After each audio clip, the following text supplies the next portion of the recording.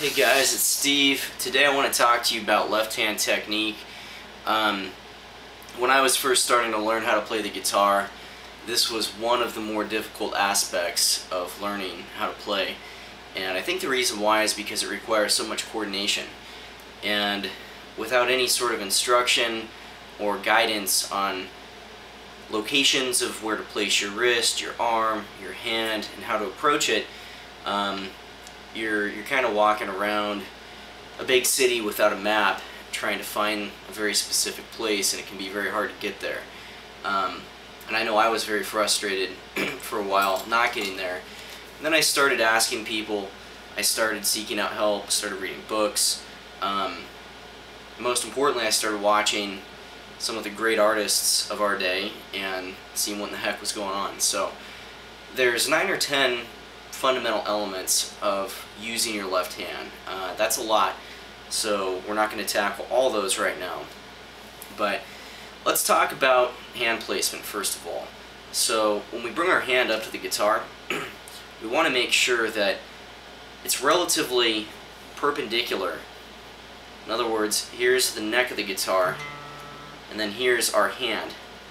So perpendicular meaning like this. So that's going to be the first axis that we want to look at. And the second one is the one that rotates like this. For the most part, we want to try to keep our hand perpendicular in a different way. See, now we want to keep it more or less straight on coming out of the guitar. So instead of being at an angle this way or an angle this way, we're going to try to keep it more or less front to back, nice and even. We're also going to want to maintain a certain amount of space underneath the neck of the guitar. And in combination with that is this axis of rotation right here. So in order to maintain this space, we can't be too far this way or too far this way. Now before I go any further, I just want to say there's exceptions to every rule, and you'll even see me breaking some of these rules sometimes. That's okay. However, when you practice, you want to practice this way because you want this to be your default. This is what's going to make it very easy for you to get into a position that you're comfortable with, that becomes ingrained in your muscle memory, and ultimately serves you very well when you're playing fast, when you're playing slow, when you're playing complex pieces, so on and so forth.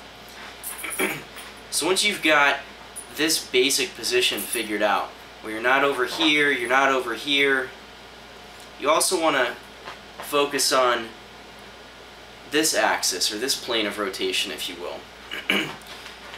And this one's actually a little bit variable. So what you're going to see is that as I come up to the low E string, from the side here, what you can see is that I'm reaching up and around in this angle.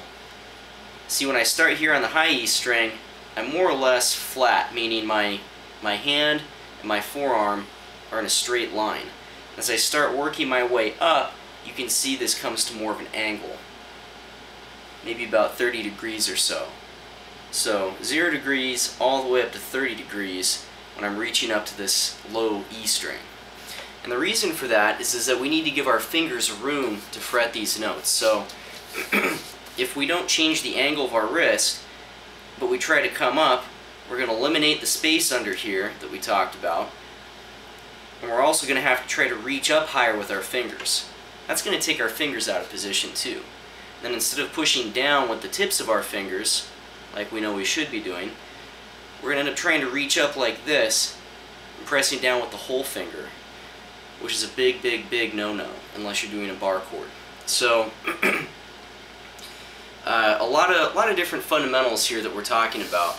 So rewind, go back, look through this again, and try to get these different angles figured out. And practice this bowing up and down. And I'll give you a little bit of an exercise right now to practice this too. The exercise that I like to use is one where you start on the low string, you work your way up to the high string and back, and then you can start introducing the pick. Perhaps alternate picking, go through and pick out each of these notes. This is a very simple exercise. And then make sure that as you work your way up and down, that you're actually doing that bow. And again, when I say bow, I mean bowing inwards and outwards with your hand and wrist, going from an angle here, about 30 degrees, to right here, where we're at about 0 degrees flat, and so on and so forth. You'll know if you're doing it right because you're going to maintain this space. You can see here the space underneath the fretboard between the palm of my hand and the bottom of the fretboard. And your hand's going to be in the correct angle of rotation with respect to this axis and this axis, right? So once you have all that figured out, the final comment that I'm going to say for now about the left hand, I know this is already a lot, but thumb position. Really easy one to remember, actually. Very easy to implement. If you're not already doing this, start now. Get it in your muscle memory. Thumb is going to go behind the middle finger, sometimes behind the space between your middle and ring fingers.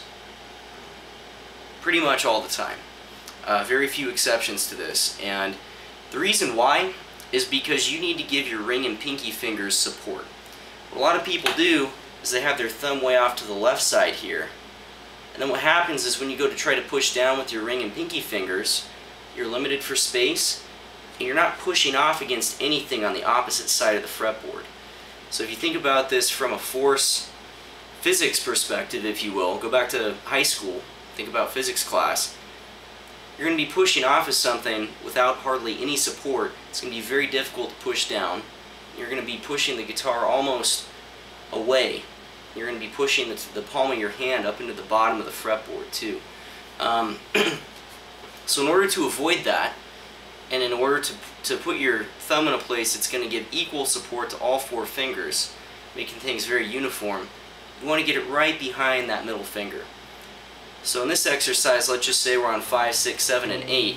What you can see is that my thumb is more or less right behind the 6th fret, which is right at the edge of my middle finger. We've got this space here, everything's at the right angle. And over the course of time, if you do these exercises very slowly and very carefully, paying attention to each of these elements individually as you do them, you build this into your muscle memory, you'll get to the point where I am, where you don't have to think about it so much, and you can just go through parts and you'll be doing it properly.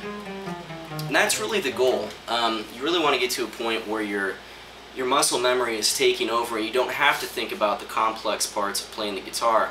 Then you can focus more on style, technique, tone, maybe even singing over your guitar playing and things of that nature. So again, I know that's a lot of information about the left hand, but these few inside secrets, if you will, are things that I picked up again from books and other great guitar players and guitar teachers through the years, and have incorporated into my own playing, and they've served me very well. So hope you found this useful, and have a great day.